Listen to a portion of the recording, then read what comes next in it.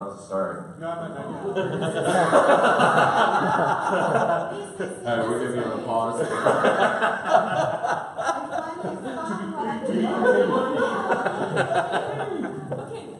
To be continued. Yes, thank you.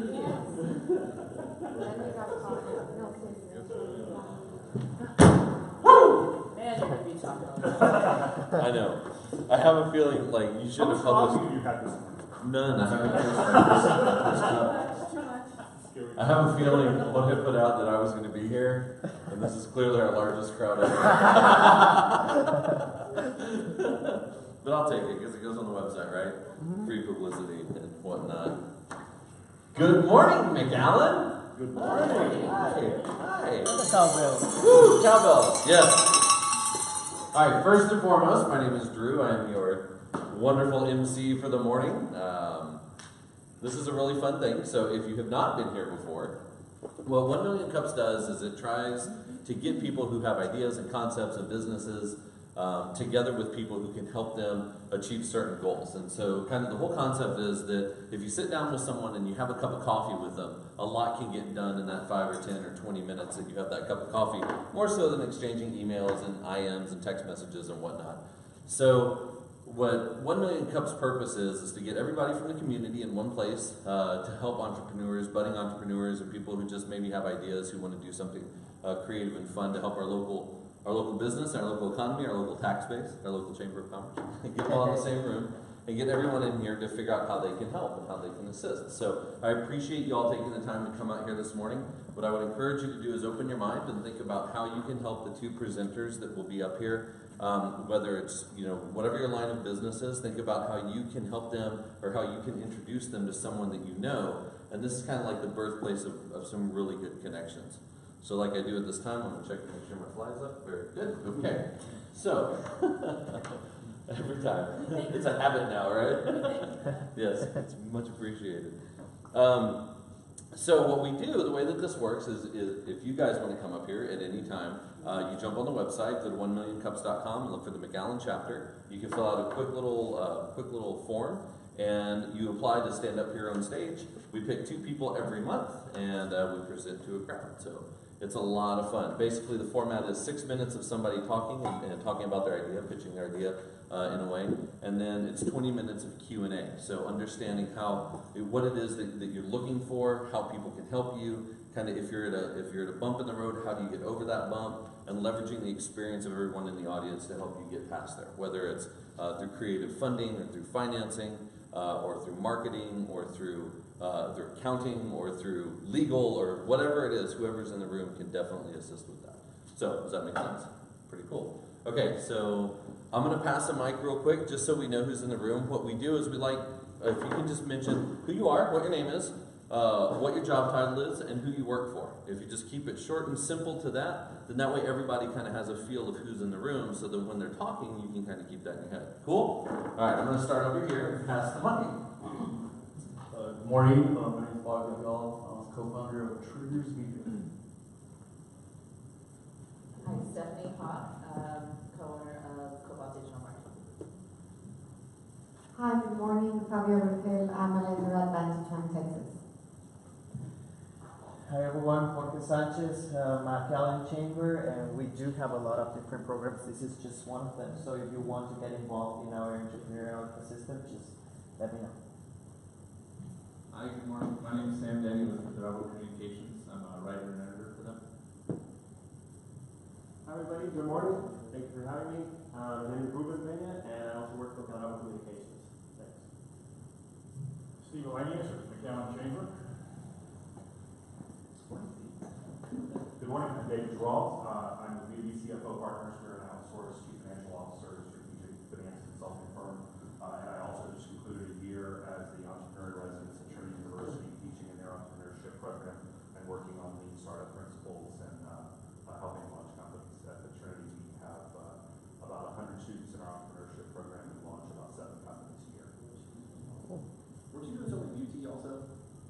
I was adjunct faculty teaching international business at UTRGV a couple of years ago, before I did the Trinity game. My name is Mario Cruz, and I am the director for Color.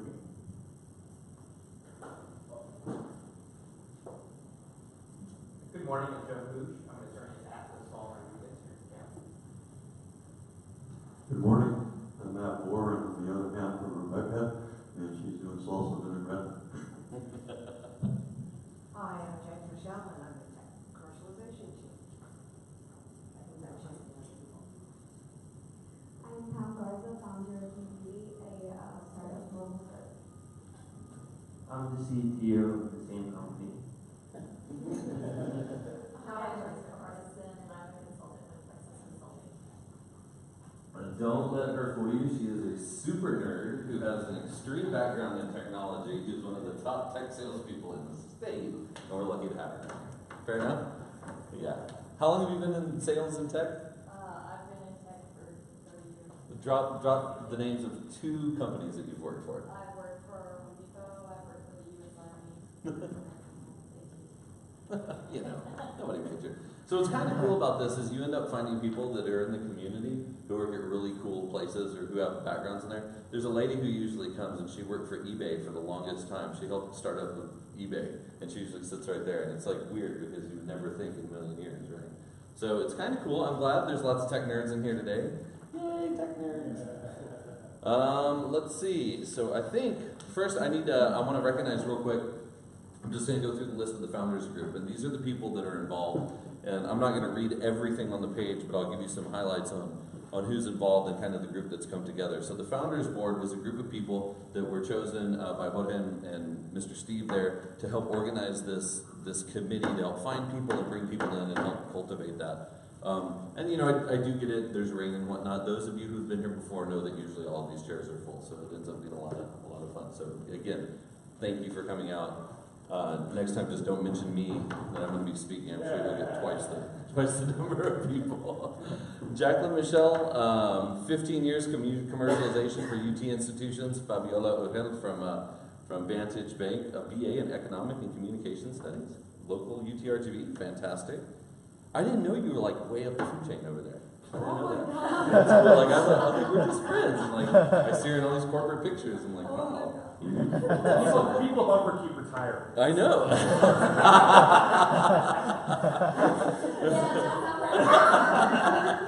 It's a great way to move on.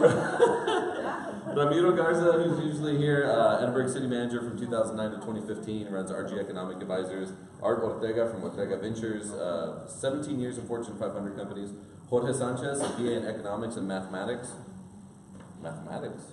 I didn't know that. Yeah. I should have read this. That's pretty cool, man. Steve Elanius, President and CEO. Let's see, what's fun in here? There's nothing fun in there. You need to put some fun facts in there. Yeah, we should. Always orders the 2-meat plate at Lone Star Barbecue. Me, you don't hear about me. Stephen Wingert, the Regional Vice President for AIM Media. Fly fishing. Wow. Finds humor in everyday activities because laughing is rejuvenating. Long walks on the beach. Fantastic. Stephanie Hawk, owner of the rapidly growing Cobalt Digital Marketing. That's what it said. I got a whole team of marketing writers. Right. One other person must have written that bio. Yeah. Elizabeth, it just says she's been providing IT consulting. That's all it says. I'm just kidding. No. Pastries. Pastries. And pastries? Yeah, she What? was the other day. No, that's the other one. Oh, I was like, what? I didn't Pastries. You're not shooting Elizabeth Davis. Brian Godinez, who doesn't talk as much as I do, but he's close. And then Elizabeth Davis, there you go. Industrial engineer, emotional therapist, business coach, SBA district and regional awards. Lots of fun people. So these are the founders board that's listed on here. If you want to help, just reach out to Steve Moher and we'll be happy to get you. So I am over my time, 9:15. What am I supposed to be doing right now? Cool, okay. 16. Very good. Cadravo Communications, a company dedicated to providing innovative services to improve business growth. They offer comprehensive end-to-end software solutions and services with a focus on voice over IP, unified communication systems, healthcare, modern technology, and manufacturing. I'd like to welcome you guys up here. So remember, the rules are you got 6 minutes. You got 6 minutes to talk about what you do. Jorge's going to be manning the timer, and then after that, you got 20 minutes of Q&A from everybody in the crowd. Cool? Yeah. Awesome. Do you need 2 mics? We have another one. Sure. Easy stolen. There you go. Thank you. Is it on? The clicker? Okay. Is it on? Yeah. Whenever you're ready. All right. Well, again, thanks everybody for having us, here today. It's a pleasure being here and talk about our business today. So, good morning. And let's get started. So, today I want to talk to you about Reliable Communications and what it is that we do. A lot of people have an idea, but they're not entirely sure. So hopefully, I can clear up any misconceptions or any misconceptions that you might have of us. All right. First of all, we are a technology company, right?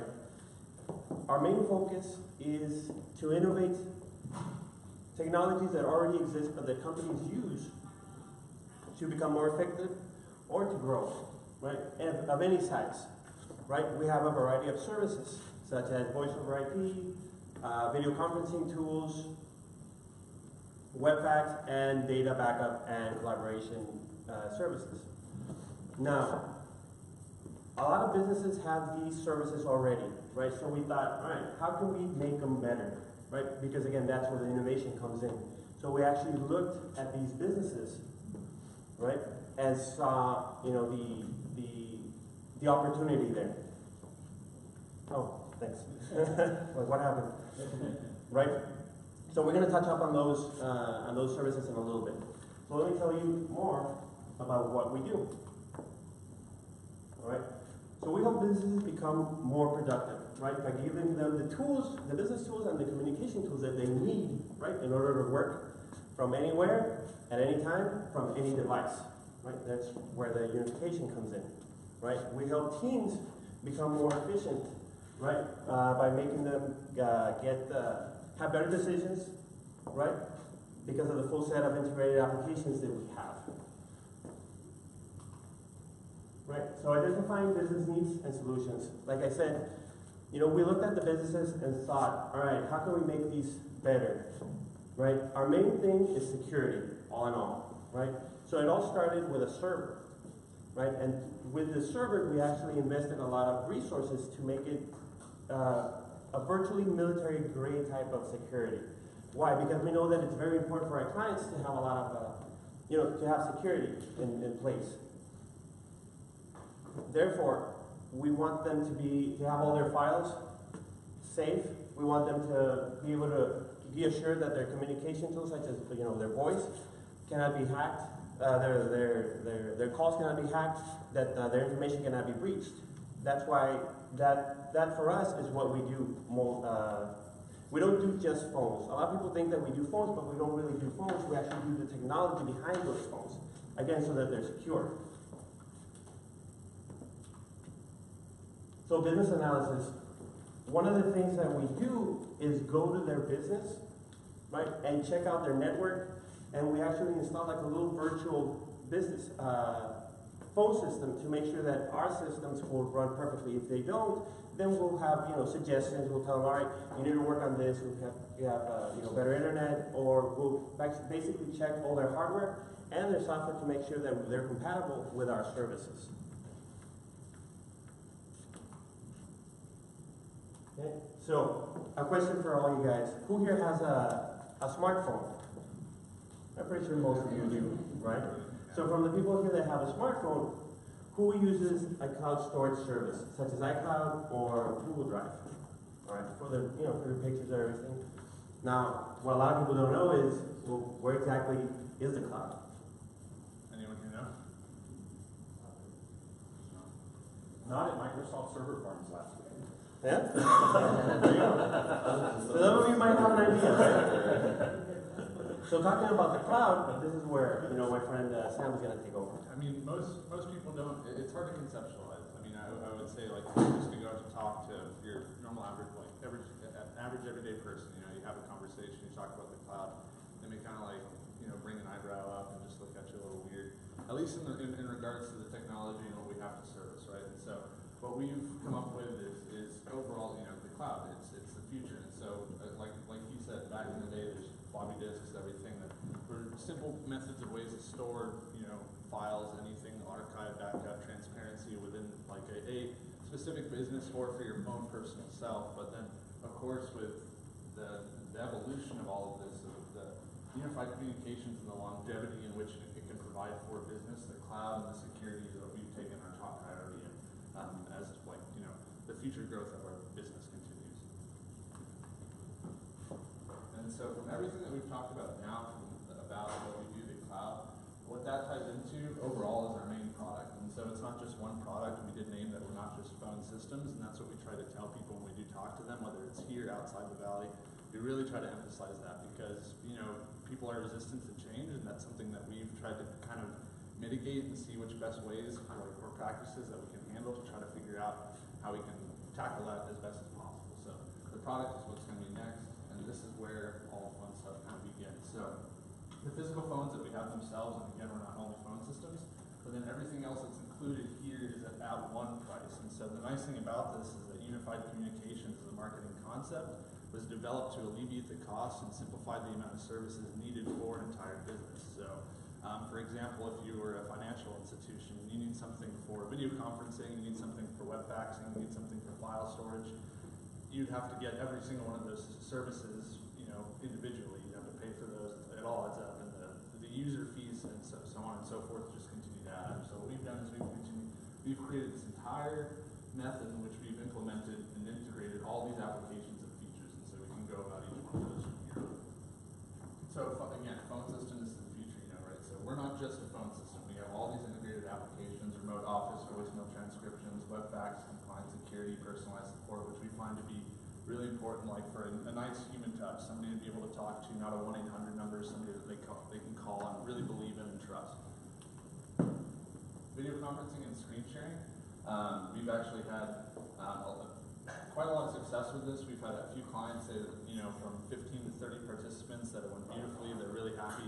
And it's actually the same client that told us that at first he was really hesitant to even try to jump on board because he thought it would cost anywhere from like $600 to $500. It was a quarter of that. So for his own price, and what we're trying to do is bring a better solution for convenience and communication,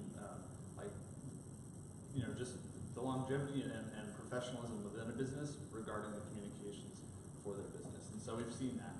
We've actually been able to see that, which is really nice. The remote office and phones, and then so everyone here said, you've got a smartphone. The nice thing about this is, again, going along with professionalism, is that we've allowed for a third party, or our own application on this. It's fine. Over. No. Oh, really? Okay. Well, so just going over really fast for that, at least like the applications that we do service, remote office and phones, which is really important. We had somebody from Chicago that was able to call out, and they had their own actual business phone number associated with it. So there are a lot of really neat, fun things that we've tried to kind of push into our business, into our solutions for business needs, and try to make it as kind of wild and fun as possible too, in the same sense of providing them the most professional experience when it comes to their communication. And so voicemail transcription, this is another, a lot of it comes back to archiving and transparency for the business itself. So we'll just get to that one really quick again. And then web fax as well, this just provides more of a convenient way to send and receive faxes, whether it's from, a text message, email, they can all be archived and saved, and then that comes back to our file collaboration and backup, which again, we take top priority in our security. And so we try to make sure that everybody that we talk to, we make sure to tell them that it's not just phone systems, security for your business, the longevity purpose, to mitigate risk, all of that needs to be taken into consideration. And so, again, this is something that we take to heart. We try to focus on it day in and day out. And then ease of use, everything that we just talked about, all the features, all of that's under one login and password. So we try to make it as simple as possible for everybody that we communicate with. And that's it. That's it. So hopefully, sorry about that. Thank you, guys. So this is the fun part, right? Yeah, this is Q&A. Yeah, we'll be gentle.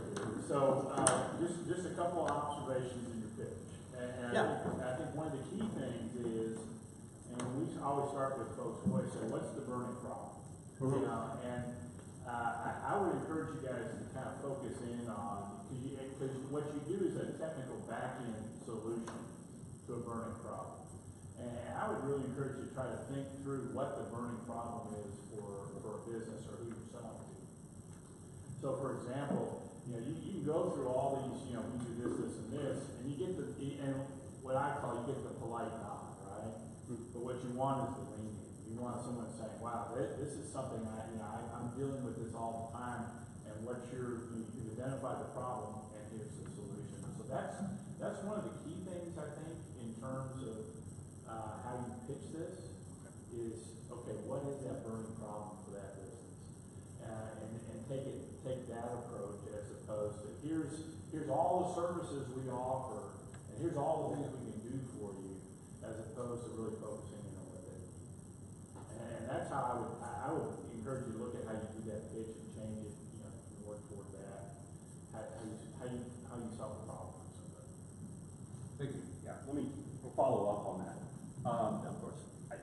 I get everything you do, but my eyes glazed over about halfway through. Kind of along those lines.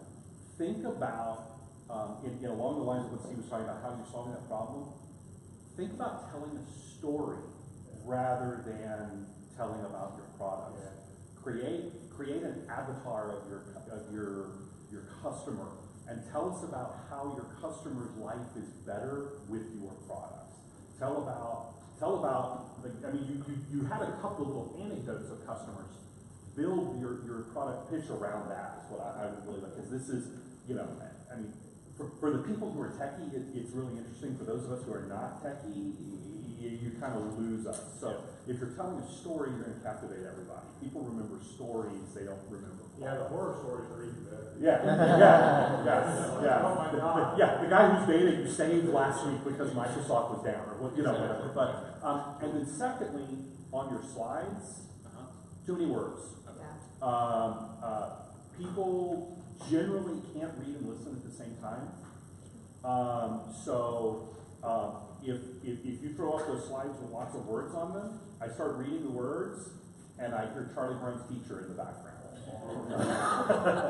So I would make the images, make more images on your slides, and then talk about, so people listen. People will listen and remember the image.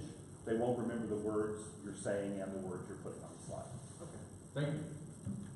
Yes. I have an actual question. We do appreciate all the. Turn us down. It's totally fine. Yeah. Any feedback is good. Yeah. So can you tell us a little bit about your entrepreneurial journey? Why did you get started doing this? Where are you now, and where are you going? So that way we can kind of see how all of us can help you get there. Okay. Yeah. Well, so the company's been around for about 3 years, more or less. And at first, the main focus was to hit the healthcare industry, right? Because again, we were basing it on security. We thought, all right, that's going to be the future. Like, everybody needs security. With all the security attacks that have been going on, you know, and I'm pretty sure they're going to, you know, rise in, you know, in the years to come. We thought, all right, we need a way to protect information. I mean, basically that's our main focus, right? So again, that's why we got the server, and we wanted to make it very, very, very secure. We've made attacks of our own to try and, you know, take down the server, and they failed. So that's how come we know it's very secure. Now, once we had everything in place, we actually saw that, I mean, not just the healthcare industry could benefit from all this, but any business could, you know, basically benefit from, you know, having all their, like I said, so we have like file collaboration services, which means it's basically like our version of like Dropbox. Like Google Drive. Yeah, like Google Drive, right? But it's HIPAA compliant, and it's on a whole different level. Again, if they can benefit from it, then any solving a problem. That's to Steve's point. You're solving a major problem there.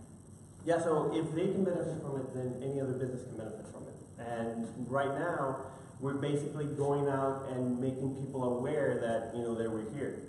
So our product, I mean, we have a very good product. The thing that we're struggling with the most right now is basically making people aware that, you know, we're here and that we have a good product. right? Because it's like, the way that I see it is, even if I was up here, right, and I was offering you the best cell phone ever, right, and I tell you, hey, it's even better than an iPhone, and it's only half the price, right? It's still a matter of, well, I already know, the iPhone, even though it's more expensive and you're telling me that it's better, I still don't know who you are. So we're barely like getting out there, and So that's basically what we're doing. The biggest challenge right now is just people just don't know who you are, or trust who you are, or your history. Correct. I would Yes. say so, yeah. Yeah, but if you ask any of our clients, like they love us. But then to David's point, is maybe having a couple, on your slides, a couple of Testimonials. just real quick testimonials. To say, hey man, this was a lifesaver. Or your major clients, like we work with DHR or whatever big clients you have in the region to establish credibility. Touch back really quick on your question, but like from the time in which it's been like 3 years, I would say from the moment in which we've actually tried to step out, and play ball and really try to talk to people, it's probably been 6 months in total of like actual brand recognition and awareness. And so we really are. But I mean, trying to identify solutions and business needs when it comes down to like something as simple as, well, hey, where do you store your files? Like the important patient information for encryption when it comes down to all of that. The people that we have tried to talk to, that's something that we hone in on. Really try to understand at least, how is it that we can cater to you the best of our, possible availability and time. And so it's a learning process, definitely, but we've been enjoying it. Yes. I have two questions. Sure. Kind of together. The first one is, I know you said you started trying to cater to the healthcare industry. So on that spirit, who's your target client, if you have one? And two, what are you doing to reach that clientele that you want to work with? So basically our target audience, like I said, at first was the healthcare industry, because in order for clinics or hospitals or doctors, right, to communicate and send sensitive information with each other, through that means, those communication means, it has to be HIPAA compliant, right? So you can't, for example, the doctor that calls their nurse, right, on their regular cell phone and says, hey, we have this client, this patient, right, and they have this and that, I'm going to prescribe this and that. That's like totally illegal. They're not supposed to do that, right? Because somebody can be listening in on that conversation, right? So if it's HIPAA compliant, that means that it meets the highest standards and requirements in order for it to be secure. So that's kind of like, what Steve was saying, okay, there's an issue there. If they were using our system, then they'd be completely fine because we're compliant with that. And just to touch on that really quick, there are other SOC levels as well. So SOC level 1, SOC level 2, SOC level 3. Some of our competitors are only SOC level 1, SOC level 2. It just incorporates more of what we've actually been able to do to, promise that within our security system overall and our entire network. So that's just one thing to touch on as well. Yeah. And what was the second question?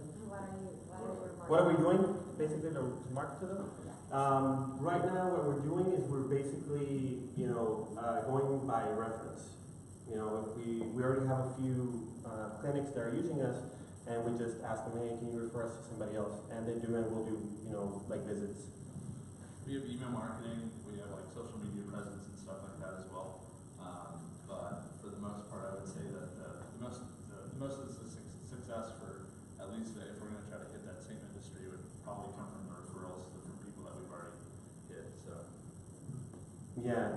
Now the thing is, since we do cover a lot of stuff, sometimes it is a little bit hard to make people, like you said, it's a lot of stuff to cover, right? And we can't really, talk about it in 6 minutes. Sometimes they'll give us, half an hour or so, but still, we gotta do first. The first thing that we gotta do is see, all right, what are their needs, right? So we ask, first we ask a lot of questions, but then, we do spend a lot of time doing that. And as you all know, doctors tend to be a little bit busy. Price-wise, where are you in the market? Are you high end on pricing, low end on pricing? I mean, how does your product compare to other solutions that are out there? So last week I actually spent probably about 2 days talking with other representatives, doing some investigative work myself to try to find other quotes. And, it wasn't, I guess, the most ethical way to go about it, if you want to talk about terms of business. But, what I found were a lot of the other unified communications providers, I don't want to name names, but they lie about 3/4 of the features that we offer. They're a simple service, they're a cheaper service, their voice quality, everything when it comes down to the phones, it works. Phonage, for instance, we, at least for the people that we've been able to help down here in the valley, something nice about the relationship that we have with one of our manufacturers or providers for our actual phones is that we're actually able to give out enterprise level phones for free. So that comes within the package. Vonage, for instance, they only do $50 discounts.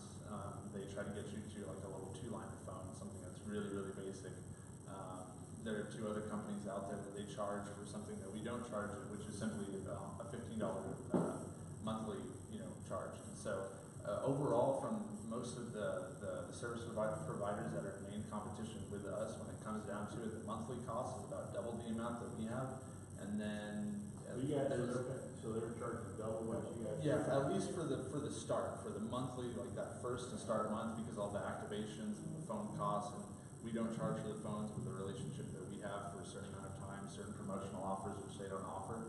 And all the hidden fees. Yeah, and just some other hidden fees outside of even the hidden fees when it comes to activations and setups and stuff like that. And then a couple other competitors as well, is that they do charge for a few of the services that we touched on here, like web faxing and what was the other one off the top of my head? But I mean, web faxing, there was another one. But overall, the amount of services that we've been able to acquire and integrate within this entire network is far, in my opinion, far and beyond most of the other competitors at least. But the hardest part is resistance. What's your 3 key differentiators from the competitors? What are the 3 things that make you different from everybody else?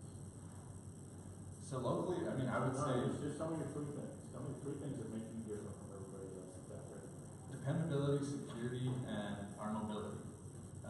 If those are just 3 things off the top of my head. Dependability comes down to the actual people that we have within the business. The mobility are remote applications, and then the security, that's our top priority when it comes down to any business or small business, medium business, large business. It's really the security, and that's something that's easy to kind of just go over the top of your head if you're not knowledgeable. For unified communications, do you guys reselling the product? Are you white labeling the product, or do you own your own class 3 switch? Okay, so we have third-party applications. So at least I don't know if that answers. Like, are you a rep for a company like Mitel, or is it something that you guys are reselling with your name on it, or do you guys own your own infrastructure at the new house tower that pops you guys right up to fiber? I have an answer for that, but at the same time. I'm just curious because, like, from a dependability perspective, right? Yeah. Are you relying on someone else? Are you relying on yourself? Are you just passing through someone else's service? And that, because to me, that's differentiated, right? Okay. So. And the reason I'm asking, right, is because if you're a reseller, then my second question would be, if you're just reselling, are you considering white labeling voice over IP services or UCAS services? And if you're reselling, depending on the number of lines that you get out there, are you thinking about making the investment? I mean, what's the long-term strategy with what you guys are providing with equipment and UCAS? That's a really good question. When it comes down to the long term, what's our future goal, at least in that sense. But for some of to answer your question, when it has to do with if we're using other applications or white labeling and stuff like that. I mean, for example, our video conferencing. We didn't build that. We didn't build our video conferencing software ourselves. So the applications that we have, they're third party, but they're within our network. So it's some type of agreement that they were able to make, and then they're a part of because they're out. They were basically built for us, Yeah. right? But we didn't build them in-house. Yeah. I don't know if that answers your question or. But there are. If you can give us more information about the white labeling or how we're because there's definite cost benefits, right? Like, I'm a ShoreTel partner, I'm a Mitel partner, so I can resell their service and I make $15 a month per handset, right? But if I go to another service where they white label the product, I go to them, and my cost per line is only $5 a month, $7 a month for every service that you guys mentioned. But if I own my own Class 3 switch, right, which is a $250,000 investment plus huge monthly cost, if I've got enough lines to set that aside, then my monthly cost is split up amongst all my users, so it's less than $5 a month. So I get the ability to drive more profit the more customers I get. But I just didn't know if that's it. Is that a service offering that you guys are trying to cornerstone your business with? Or like where are you guys trying to grow? Where are you guys trying to, other than the Dropbox stuff and security and HIPAA compliance for document sharing, what is it that you guys are, like, what's the goal? What are you guys trying to achieve? Like in regards to like methods of Like profitability? overall, like what's like the pipe dream for you guys business-wise? Is it to make $7 million a year? Is it to have 1,500 clients? What is it? How can we help you achieve a dream without knowing what that dream is? You know what I mean? Okay. Like, what is it that you're trying to do? What do you want to see your business become in 5 years? Well, first of all, we really do want to expand here in the Valley. I don't know if in 5 years, but hopefully, we're trying to get to market that all these businesses already have our services, right? But again, depending on who it is, sometimes they'll have their telephone service with somebody, they're faxing with somebody else, and then they'll have Dropbox or another proprietary, file collaboration service with somebody else. So we want to become that one-stop shop where that's where the unification comes in, right? You don't have to look for all these different services at different places where you're basically, providing and hosting all of these on our own server. So that's basically, what we want to do. I think your question, or at least the example that you're trying to make for us, to benefit our company, I think that's extremely important. It's something that I would want to really sit down and think about, because at least from what Ruben said is that what our long-term goal is, or at least one of the most important goals that we have here in the Valley and outside the Valley too, is just to make our name very well known. And I think that's for any business, right? That's going to be the first answer, is just brand recognition and the understanding of what we actually do. And so whether we make 7 million, so much time, but I think as long as we gain the trust and the support from the community somewhere down here, like in the Rio Grande Valley, but he said resilience to change is what we've found to be the most challenging. But if we can maneuver through all that, but get the people on our side, and then have the people believe in us, trust us, and stuff like that, and then I think from that point on, it can only grow. So I mean, that's what we've had our eyes set on, at least in terms of what we have and what we've been able to bring to the table. So like money-wise, dollar signs, a lot of the examples that you made, I think are really good. I want to touch on that, and I want to research that and try to find out more about that to better understand other methods of profitability and stuff for a business like this, at least. So. I'd agree with you. I think change is the number one inhibitor down here for a lot of tech and communication. So I think that's our time. Yeah.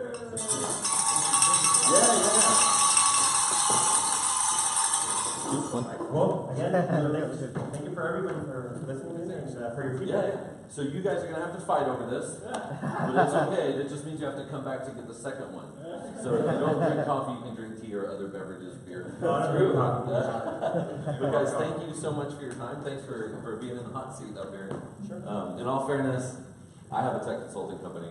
So I've dealt with a lot of the stuff that you guys are dealing with, and I think change is really kind of the biggest one.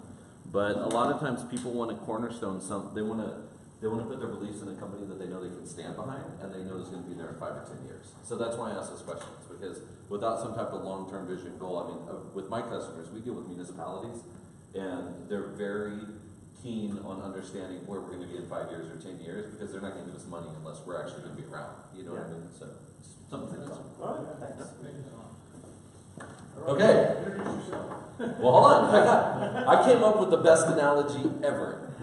Mario was like, "Oh my God, he's going to tell that analogy." So, aside from all this stuff, let's talk about voting real quick, because as Americans, we should totally be voting. I don't care who you're voting for. I don't care why you're voting. What I do care is that you get out and vote. And so, I was listening to a story on NPR as I was driving my daughter to school yesterday morning, and NPR was running the story about why people don't vote in economically challenged areas, kind of, areas like the Valley, right? Why people don't get out and vote. And they did this interview, and they walked up, and the first lady they talked to, they said, "Hey, are you registered to vote?" She said, "No." And I said, "Okay, well, why don't you vote?" She said, "My vote doesn't count." So even if I register, it doesn't matter. It's not gonna matter if I register, it's not gonna matter if I vote. I mean, especially, you know, in this day and age, blah, blah, blah, blah, blah, you know what I mean? So my daughter, my 6-year-old daughter says, why don't votes count? Shocker, right? And so I said, they do count, honey. Every vote counts. Every vote is important. So here's how I explained why votes count to a 6-year-old. You ready? This is a good one, dude. And the little kids gonna like this one. Have you ever been to Chuck E. Cheese? Yes. Or Peter Piper Pizza, or any of these places with video games? Do you know what a penny pusher is? A penny pusher is that machine that has a little thing on the bottom that moves back and forth. Okay? And what happens is there's all these pennies or quarters that are on there, and if you drop a quarter in at the right time, it'll push over some of those on the edge, which will push over the ones on this edge, which means you get the ticket. Voting is the exact same way. Every vote counts, because just because you drop your quarter in, if it wasn't for all the other quarters that are laying there trying to help you win, then your vote wouldn't count. But since there's so many that are there, then your vote is the absolute most important vote, because it's the one that pushes the quarters over the edge. And that's why every vote counts.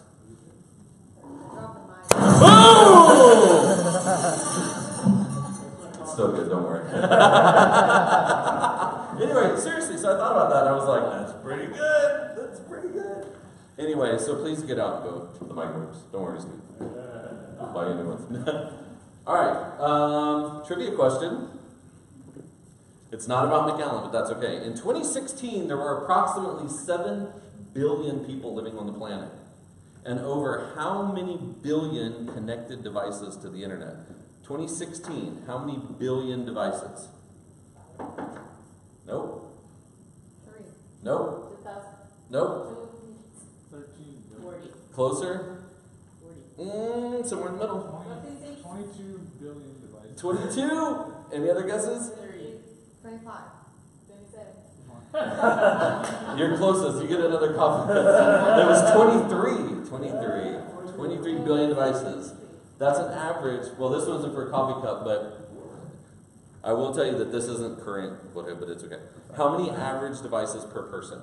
Just out of 3, right? Those are the old numbers. Google says 5 right now. So do a count, right? I've got 1. I've got 2. I have my other work cell phone. That's 3. Laptop is 4, and my other laptop is 5. And the younger the demographic, the more screens they're bouncing between at any given time. Dude, seriously, you guys want to do something crazy? Download. Has five going at once. Download something called Moment on your phone if you want to see how much of an addict you are. Moment is a free app. Oh, dude, my wife refuses to download it because she says that I'll just make fun of her. Because, like today, I've spent an hour and 13 minutes on my phone so far today. Yesterday, an hour and 59. But Friday, September 7th, I spent 6 hours and 13 minutes on my phone. So download Moment, it's free, and it'll show you how much time you spend on your phone. And then challenge your friends. They're going to be like, nah, it's stupid, man. Stupid, I won't do that. That means they're addicted to phones. Anyway, whatever. Okay. I'm in. Give me a second. You want to plug your presentation? Yeah.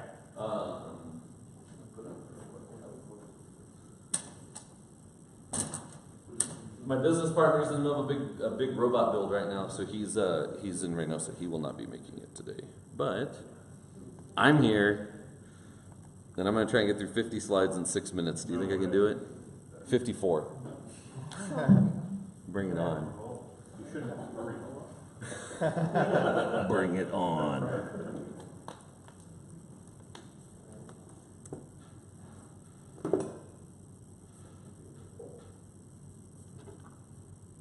All right.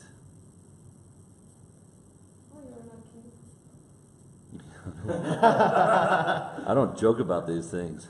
Okay, so, woo! All right. Put this thing down. So there's like 50 slides, and I'm going to try and rip through them real quick. So my introduction is, my name is Drew Lentz, co-founder of a company called Wi-Fi Stand. And this is actually a modified pitch deck to what we pitched for the innovation grant here with the city of McAllen. So, Chamber. What did I say? Oh, yeah, no, Chamber. I'm already screwing up. So cool. So what this is on the right-hand side is this is the napkin drawing that we were asked to come up with when we took place in Idea Place with the chamber. And it's a fantastic thing that I strongly encourage everybody to apply for. It shows basically what we were trying to achieve. We drew it out on a napkin, and then on the left-hand side, that's me and the other team in 2017. We each got about $10,000 grants to help our businesses start up. I will tell you that I am kind of a fanboy of McAllen Chamber. I've taken place and advanced through in all of their competitions. In 2015, I won the Good Pitch competition, got $500 to take my wife on vacation. I went through Idea Place with my business partner, and we were recipients of the McAllen Innovation Grant. So anyone who tells you it's tough to start up a business obviously isn't playing their cards right, because it's really not that hard. That combined with what we've been able to do with the creative incubator has come a long way. So our company purpose is the temporary deployment of wireless infrastructure for events, testing, and connectivity. A lot of people don't understand what we do, so I'm going to try and explain it. But first, does anyone know who this is? This is Hedy Lamarr. Why am I going to talk about Hedy Lamarr? She did radio waves. Woo! Go Steve! Let's see here. Oops, I'm late.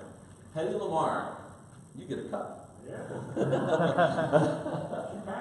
So Hedy Lamarr in 1941 was sitting in a bar with a guy, and they were talking about how the Germans were able to sink so many submarines by using torpedoes, and how impossible it was because they were using these awesome signal jammers, and they were knocking out the torpedoes. They'd come flying at the ship and they'd fall down. But the Germans figured out a way around it, or how to get their ships from being destroyed, their U-boats, because they would jam those signals. So Hedy Lamarr is sitting in a bar with this guy, and they come up with this patent that was based on a player piano. And what they use is they use synchronized wheels on the player piano so that it would send the right commands on the right frequencies at the right time by synchronizing these two piano player rolls.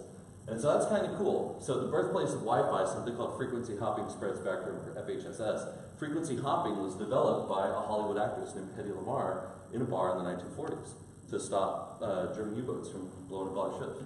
Kind of cool, right? Anyway. She was a genius. Yeah, super genius. She had like tons of patents, right?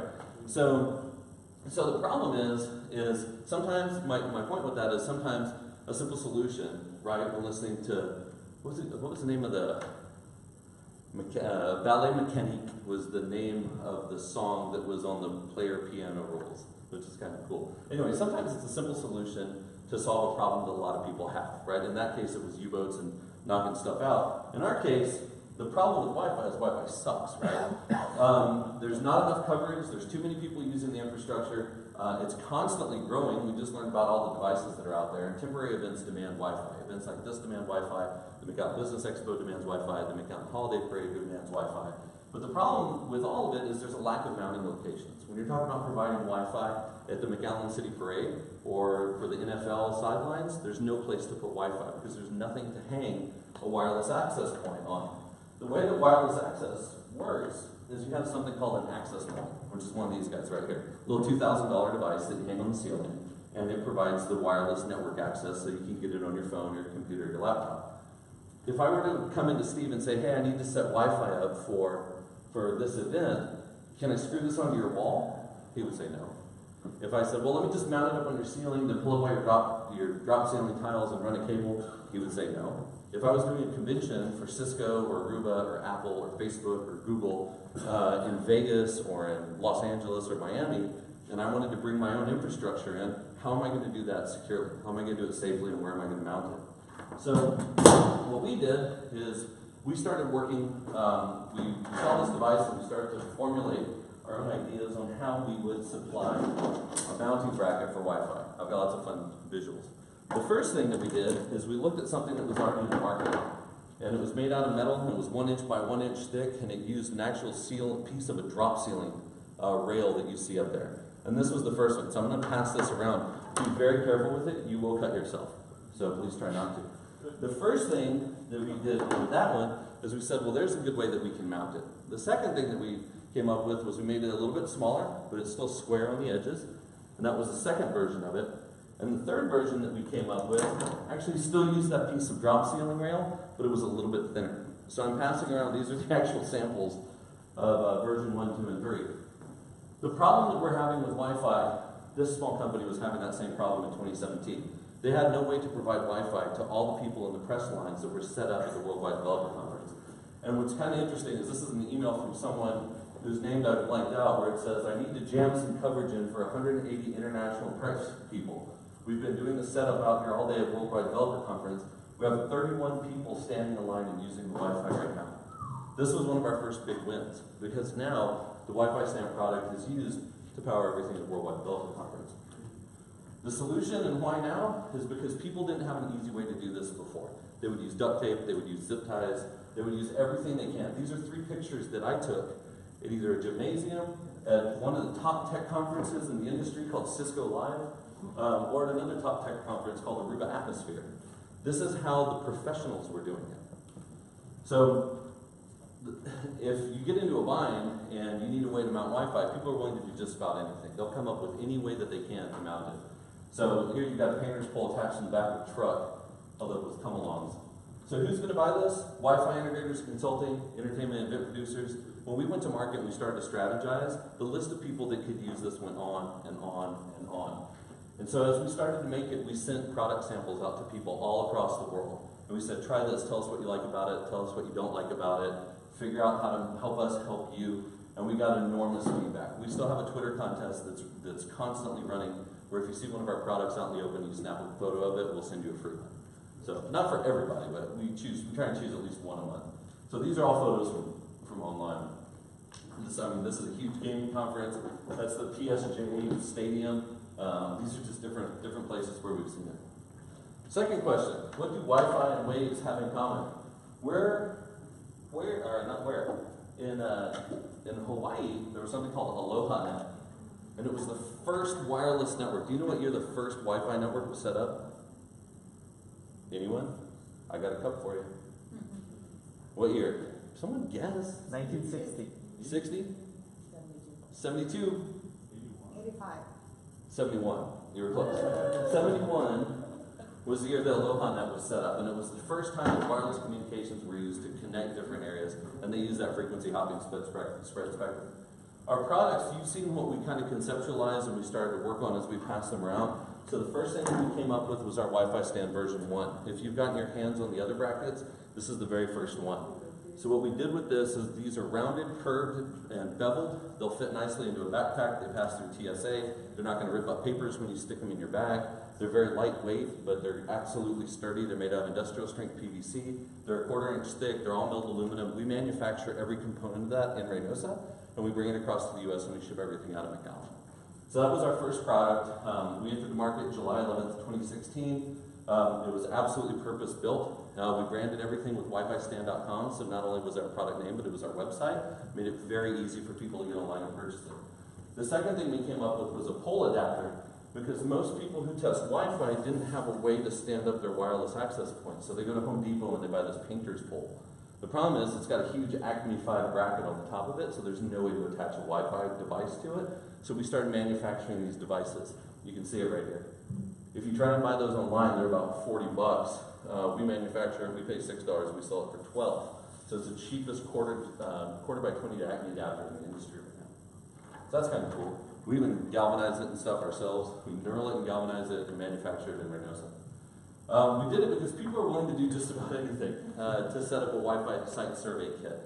And so we started to understand what people's needs were. A lot of the decisions that were made because of industry involvement. So our next product that we came out with was the rail. This is for warehouses, and people can hang that from a 1/4 by 20 bolt that's hanging from the ceiling so that they can mount their Wi-Fi. If they don't have a drop ceiling, but at least they have something set up, we put that to market. Then our next big kind of incarnation was our Wi-Fi bracket 2. We worked with 2 of the top integrators in the United States, Presidio and Worldwide Technologies, as well as a company called Dimension Data, which is one of the largest IT companies in the world. And Din Data and Presidio really helped us to develop this. The cool thing about this is it does this. And you can't see what I just did, but when you get your hands on it, you'll see that the top pivots. And the reason it pivots is for two things. People want to be able to slide their access points on and off. And they also wanted to relieve a little bit of the stress from this being on top of a pole as they move it around. You're not going to break it, so feel free to mess with it. Big customer who does a lot of big conferences. They've got a deal going on at noon today. Can't name names, but our Wi-Fi stands are all behind the latest launch of your favorite phone product. They use our products, and we built one specifically for them. Cisco Meraki makes a little bit of a different size access point that's exclusively used by this company. So we manufacture products specifically for these guys. They're big enough that we can. So it works out real well, larger access points. Our first sale of it went out, again, if you look up at the top, we might be having a fall event we might be doing. So they requested this specifically, so that's kind of cool. That was the launch of the iPhone X that they used our brackets for. The next thing that we added, I'm probably over my 6 minutes, is we made something that we refer to as Boba Fett, because it looks like the Slave One starship from Star Wars. So we got a lot of people that requested a vertical mount for wireless access points. Instead of mounting horizontally, they wanted to mount them facing outward. So we developed a vertical bracket, and we put that to market. All these are for sale on our website at wifistand.com. But what we did find out is people love to bundle stuff. They don't just want to buy one thing. They want to buy a lot of stuff in one place. And especially when we're dealing with larger agencies, when we're dealing with larger countries, a lot of educational, universities and whatnot, they just want to go to one place, issue one PO, and have it all done. So we started to bundle the stands, and we started to bundle batteries, and we started to make a bracket for batteries, and we put it all into a bundle that people can just purchase.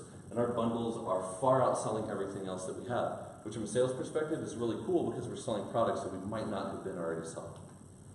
Our team is myself and my business partner, Eric Slosberg. He's the guy with the BS in mechanical engineering from Columbia. I'm the guy with all the people and the gifts we have. So we go through direct online sales. We've got distribution throughout the U.S. We're working on distribution in Germany right now. Our Belgian distributors are pretty cool. It's really, really ridiculously expensive to do business in Belgium because of VAT and tariffs and whatnot. Saudi Arabia is also really hard to get into. So now these guys in Hamburg, I think, are really going to help us out by giving us a simple location. We're also on Amazon. Trick with Amazon Prime is our brackets are for sale on our website for $58. But if you want them through Amazon Prime, so you get free shipping, they're $70. Yeah, free shipping as long as you pay for it. That's the trick with Amazon Prime. So we ship all over the world. Our financial growth, we've shipped over 2,500 products so far. We've done 400 plus transactions, 22 countries and 5 continents. The numbers that are important from an investment perspective, we both put in $500 each. We've had a 30x return in our first year. So if you're in the VC or angel world, you always look at the multiplier. We did 30x in the first 12 months, 150x in the first 18 months. We've done over $200,000 in sales. We're approaching $250,000 right now in the amount of overall sales that we've done with this product globally. In 26 months. Yeah. So it's pretty cool. So we won the top tech startup spotlight at South by Southwest last year. So there's Eric wearing our shirt. We got to show this off at South by Southwest. It was pretty cool. This is one of the events that we were just featured at. This is Aruba Atmosphere. All of the major manufacturers in the world have standardized on our product. And now it's not us giving them product. It's them calling us to say, hey, will our product work with your stand? Here's some free samples. Use them. This is Aruba Atmosphere. I'm sorry, this is Cisco. This is Apple's keynote last year. This is Aruba Atmosphere. We were just at Cisco Live. Here's our NASCAR slide. These are some of our customers. We're in 22 of the Fortune 50. We're in about 70 Fortune 100. And we're in about 200 of the Fortune 500. So you'll see a whole bunch of names that you recognize on there. All the top manufacturers, top resellers. This wasn't updated, so I updated this last night. This is just in 2018. So far in these months, we've nailed some really cool people. All the Sandals Resorts, NCAA, the NBA, we're in these high-end boarding schools. ICE and Homeland Security are using us at some checkpoints now. Denver International Airport. What's next for us? We just moved into another office at the Creative Incubator because we ran out of space. We actually have 1 employee now, so that's kind of cool, like because we actually are paying someone. That's pretty neat, yeah. More office space, packing and shipping goes on there. The next thing that we're looking at is going direct to China to manufacture these stands. We're the #1 customer of stands of this type from the person that we import them through in California. So we're looking at going direct into China and shipping containers to the port of Brownsville so that we don't run out of product. Like we're doing 150 to Saudi Arabia today, which is kind of cool. So we're burning through product. People really like kits, so we're working to build kits that have batteries set up in them so you can take the whole thing in one easy-to-use kit. And that's it. That's me. Maybe a little over. So, IP, intellectual property protection. Damn it, Steve. Why you gotta go there? So, great question. But have you That is a phenomenal question, and one that I'm glad you asked, because not a lot of people ask it. And I'm going to pose it to you guys the same way that it was posed to us. When this stand, when version 1 was put out, the quick backstory is that I saw one of these stands at a trade show, and I thought, man, that's awesome, who did that? And then I found out who did it, and I called the guy, and I said, dude, this is awesome, you're going to make a whole bunch of money, let me build it for you in Mexico. I have a friend, and I know everybody in the wireless industry, let me push it out there. And he said, dude, no, it's a pain in my butt, I don't want anything to do with it.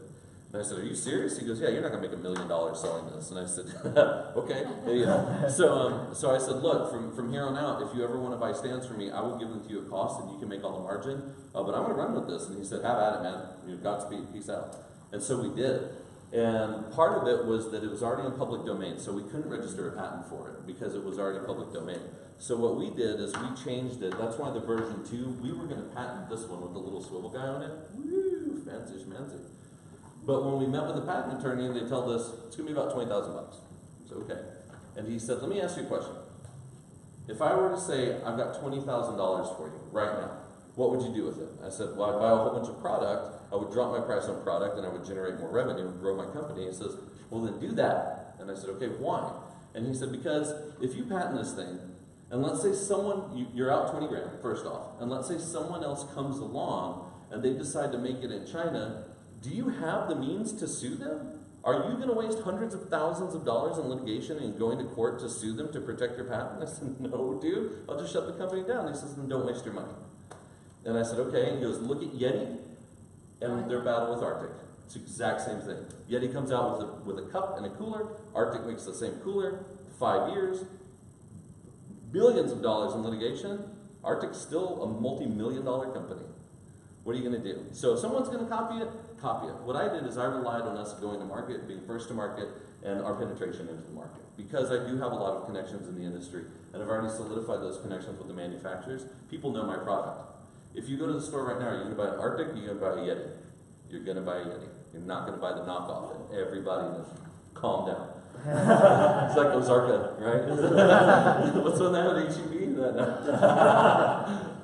was VP, whatever. Yetis for days. But it's a good question because a lot of people jump to defensibility, right? What's your defensibility strategy? How are you going to protect yourself in the marketplace? Our product costs us, Mario's not streaming anymore, right? Our product costs us $16.50 to manufacture. We sell it for $58. You want to copy that and you can do it for less than $16? My buddy owns the factory, man. If you can do it cheaper, go right ahead. So, go ahead. Well, I was just going to say, Intel doesn't patent most of their stuff, because they just bring out a new version of it. They're constantly moving through. That's their competitive advantage. Yeah, they're fast. Yeah, Intel does that. And they can't, and even if they did, the chip's a chip. AMD's going to try and compete with them anyway. So that's a great question. It's, it was some resources that we could have put into it, but we didn't. So what can we do for you? The market that I'm trying to get into right now, we're working with a group called PSAV, P-S-A-V. They're the largest audiovisual company in the world. So every major trade show and every major event at every major conference center in the world basically uses PSAV or Freeman exhibits to do their work for them. We've already killed it in the tech market. We're like it's done. I mean, every time Aruba has a conference, we got $700 in orders last night. Every time they do a conference, they walk through the conference and they see our product holding up the Aruba access point and they go, click, purchase, like that. Every time there's a conference. Every time there's a training for a certified wireless network engineer or network associate, if they're running a CCNA or a CWNA program, our product is mentioned specifically in the training materials for wireless engineer certification. So that's good. What I want to get into, there's this big business expo this week, right? Why aren't they using my stands? I don't know. But, events like, I can't blame Steve, sorry man. But we're gonna take one now. But they don't need it, right? The city of McAllen's conference or convention center has great infrastructure. I designed it. But Drew, to your point, that's where I need to be. We have conventions coming in. Yeah. And all the time, Anytime you go to a convention, if you're at a hotel, if you're doing a conference, whatever it is, if they don't have the solution, it's readily available. Question. Yes. So if I buy one of those. I will move my business to Vantage. Oh, what? Oh my God.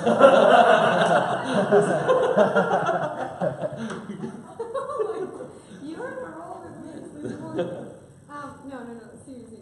If I buy one of those, how often do I have to replace it, or what's the life of the product? It depends, right? Is the magical answer. Where's one of them? There's one. Let me sit down real quick. Okay, just throw it over. No. Just throw it. Okay. You'll be okay. It's their main. It just seems like insurance. So, off camera, right? Off camera. They're made out of PVC, right? So they're made out of industrial strength PVC.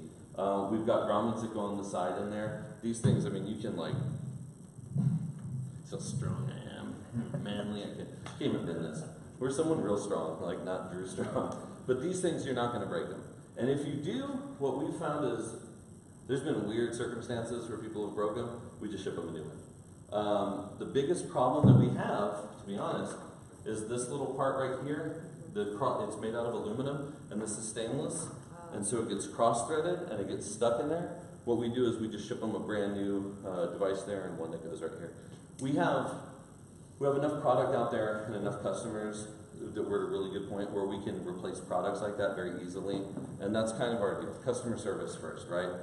I'm not going to sit here and fight with you over the phone about why it was broken or how it was broken, or I'm just going to ship you a new one, and I'll probably bless you. It's for interrupting. Damn. So we'll just ship you a new one. And if we have a new product, what we've done is like, we got a call from Presidio or one of the big companies. They said, hey man, I messed up this deal. I said, okay, I'll send you a new one, but you know what? I'm going to send you one of our new vertical stands also. Take a look at it. Tell me what you think. The biggest thing that has driven us in the industry has been asking for people's opinions. Granted, we manufacture this, so it's pretty easy for us to send it out there. But even if we were to ask for it back, asking for people's opinions is the biggest thing that has made a difference in our entire business. Because we want people to feel like they own this product as much as we do. And I'm not going to put a product out to market, whether it's a tech company, whether it's a bank, whether it's a marketing agency, or numbers, whatever. I'm not going to put something out there unless I know people are going to buy it. Why am I going to waste my time trying to sell something that I know people aren't going to buy? I'd rather sit down with you, figure out what you're going to buy, right? And then make that for you. And then go eat at the taco trucks. You know, something, I want that feedback. That feedback loop is absolutely essential in what we're doing. And it also creates fanboys. So what we've done is on the internet with with the Instagram stuff that we've done, the people who like our product don't just like our product. They love our product. They swear by our product. They refer all their friends to buy our product. They take pictures of our product. They give us ideas. We make goofy things like brackets for this battery, and we ship them out. We make little cups that appeal to the nerds. And we do this stuff and we put it out there because we want to kind of cultivate that base. So that's what I do. Another question, and I remember last December we were at a meeting with the president of the Dallas Fed for their big project, Digital Opportunity for the Rio Grande Valley. And I remember seeing that, but I did not understand too much of what was going on. But would that solve that particular problem as of bringing internet to areas where there's not? Yes and no. Okay. Temporarily, yes. So think about the holiday parade, right? When we did the Luis Miguel concert, they needed Wi-Fi. I don't know how many people know this, but it cost. I'm just kidding. Sorry, bad joke. But he wouldn't take the stage until there was Wi-Fi in the arena or in the stadium. His road manager came out and said, I don't have any Wi-Fi on my phone. It's a true story. Comes out and says, I don't have Wi-Fi on my phone. They said, yeah, we don't have Wi-Fi in the stadium. And he says, we're not getting on the stage until you have Wi-Fi. You walk off. And I get the emergency call from City McAllen saying, can you come set up Wi-Fi? And we had to utilize our stands to put stuff out there because we needed to make sure that there was Wi-Fi in that area, right?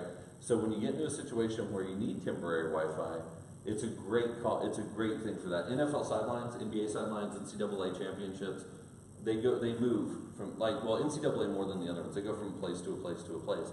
They need to make sure that they have their infrastructure. Monster truck shows, go from stadium to stadium. So it's good at solving temporary problems. Like if we're going to go into a neighborhood for a weekend or for a week, we help there. Great point. Terrible hurricane coming. Florence. There's a group called ITDRC, and you've probably seen their ads on TV with Dish Network. They've got this big RV that says ITDRC on the side of it, Information Technology Disaster Recovery Center. And what they do is whenever there's an event, a natural event, Puerto Rico, Harvey, all these things that happen, they mobilize IT people. You can sign up. You can go on ITDRC's website. You can sign up to be a part of their crew. They'll send you a text message and ask your availability. I just got mine to ask about availability for Florence. We reached out to ITDRC and we said, whatever you need, we created a coupon code for them that they can get on our website and order any of our products 100% for free, and we'll ship them to wherever the disaster is. We'll get them there so that they can supply service. Because through Code RGB, we learned last year with Harvey that don't ever underestimate the power of connectivity. When we set up in when we set up in Rockport, we had no idea the amount of people that could use temporary Wi-Fi services. And in the wake of that disaster, we had some incredible stories because we set it up. So solving problems when they're happening and while they're happening is a great use of our temporary setup. I think that's it. Go ahead, I can talk for days. I think that's it. You want any more trivia questions? Drew, you earned The collection is complete. Yeah, okay, so that part's done. The next one is October 10th. October 10th. So Wednesday, October 10th. Invite all your friends. It's a lot of fun. Usually there's like people that talk about food and stuff, and they're not wearing t-shirts that are too tight for them. But So may I make a suggestion that we take a group No. picture for social so that we can Yes. back it up for next Yes. month? Because we're a little bit low. I know it's probably because of the rain, but let's so that way we're all tagging it and sharing it from the chamber page. I'm blaming the Apple keynote event today. It's definitely affecting The what? everybody. Okay. The Apple. Hey, I don't know if you know, but they Why released. the nerds aren't here? So did you hear what happened last night on 9 to 5 Mac? Apple used the same URL, the same web address that they did last year to announce the stuff. So last night someone's like, well, let me go to the same URL that they used last year to make the announcement, and everything was listed. It's called the iPhone XS. There's an XC, there's an XS, the iPhone 9. All the pictures and everything were available on the website. Wow. And someone's like, oh, gee, look what I found. Yes, it's upstairs.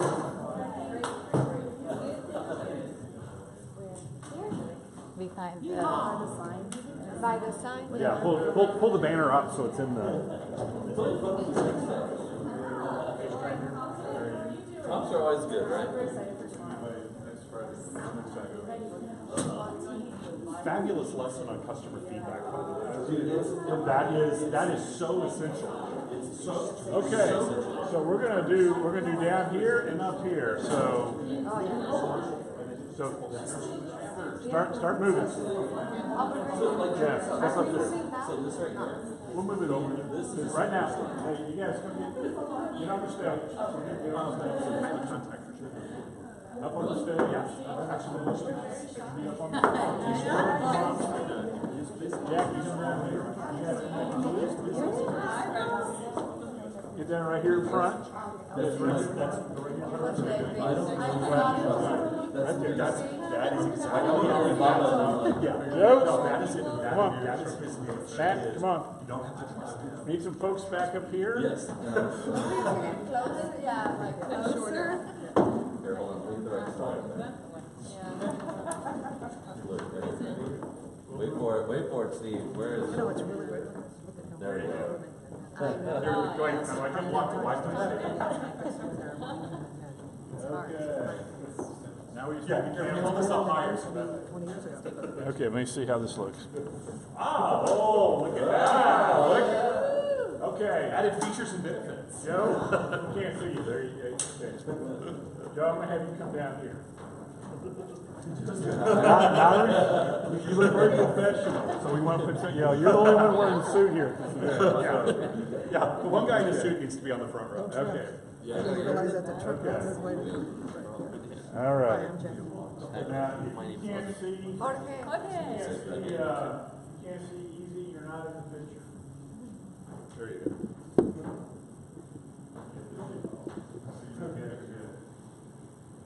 Right.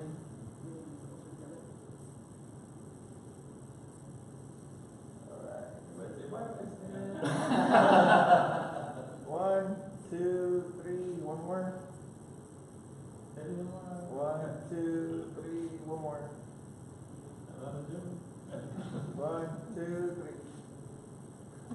All right. We'll get, Jorge will send that out. Email everybody, you can post it. Post it, we will all share it. There you go. We're gonna share it from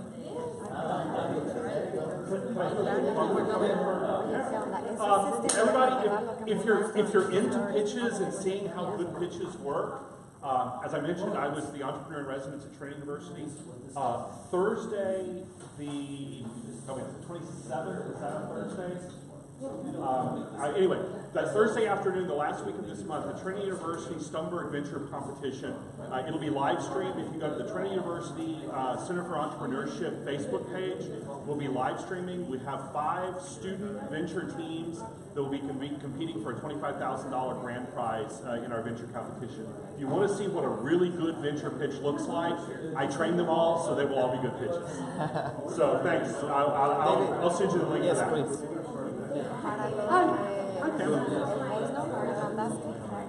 Así es, bien. Tengo que coordinar ese pedo ahorita.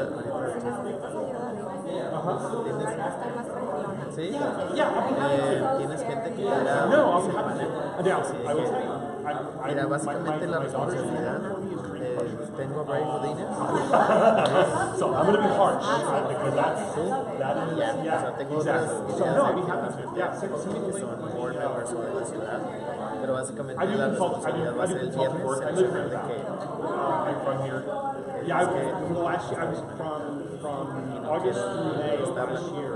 I was the entrepreneur in residence. So I went up there. So I wrapped it up in May. I'm back down here full time. Yeah, I'm an